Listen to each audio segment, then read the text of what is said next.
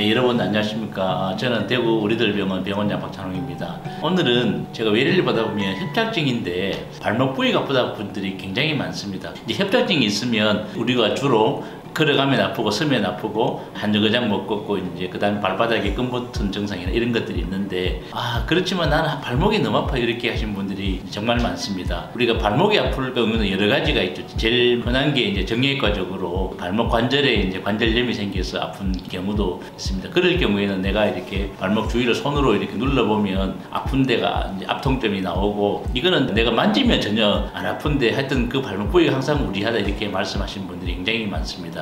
그것은 이제 왜 그런가 하면 우리가 이제 허리에서 신경이 나와서 위쪽으로 내려가는데, 특히 이제 발목 쪽으로 내려가는 그 신경이 우리가 협착증이 있으면서 걸음걸이가 틀려지면서 거기가 신경이 많이 끼어지면 협착증이라도 발목 부위가 이렇게 통증이 생길 수 있습니다. 그래서 이제 걸음걸이가 잘 안 되시니까 이제 자꾸 무리하게 걷다 보면 발목에도 이렇게 터널 증후군이 생깁니다. 그래서 거기에 신경이 빠져나가는 길목이 있는데 그게 인대가 두꺼워져서, 우리가 터널이 있으면 신경이 이제 밑으로 이렇게 지나가는데 이게 두꺼워지니까 그 신경이 눌러져서 이제 생기기도 합니다. 그래서 이거는 우리가 이제 MR 찍으면 당연하게 이제 허리에 협착증이 당연히 있죠. 그래서 허리를 치료를 합니다. 허리를 치료해도 간혹 이제 발목이 안 좋아지는 경우가 있습니다. 그래서 저 같은 경우에는 허리가 아프고 이제 협착증이 주증상이고 못 걸어가고 이렇게 하면 이제 시술을 하는데 풍선확장술이나 신경성주 같은 걸 당연히 하는데, 하기 전에 근전도 검사를 저는 반드시 이렇게 진행을 합니다.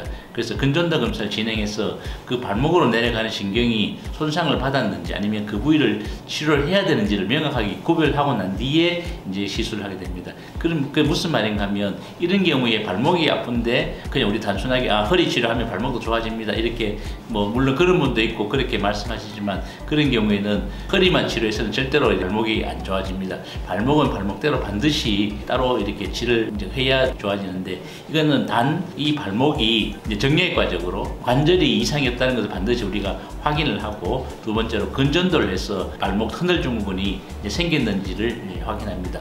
간혹 이제 허리는 멀쩡한데 발바닥만 이렇게 저린 분들이 막 고춧가루처럼 이렇게 뿌려놨거나 아니면 이런 분들이 굉장히 많은데, 그런 분들도 우리가 검사해 보면 손목 터널 증후군이 생기듯이 발목 터널 증후군 때문에 허리에는 디스크도 없고 협착증도 아무 이상이 없는데 항상 나는 발목 부위가 아프고 따갑고 발바닥이 불편하다, 이런 분들도 굉장히 많습니다. 이런 분들을 또 보면 이제 그 발목 터널 증후군 때문에 이렇게 증상이 생깁니다. 그래서 우리가 치료하다 보면 이제 다 모든 걸 협착증으로 이렇게 갈 수 있지만 발목 터널 증후군까지 이렇게 동반될 수 있습니다.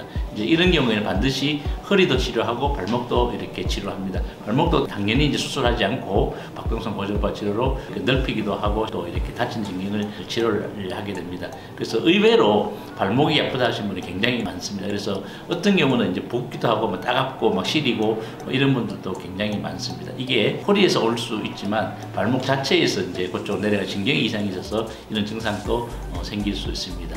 네, 오늘은 협착증이 있는데 그 증상 가운데서도 이렇게 발목이 같이 아픈 동반된 질환 경우에 원인과 어떻게 치료하는지에 대해서 말씀드렸습니다.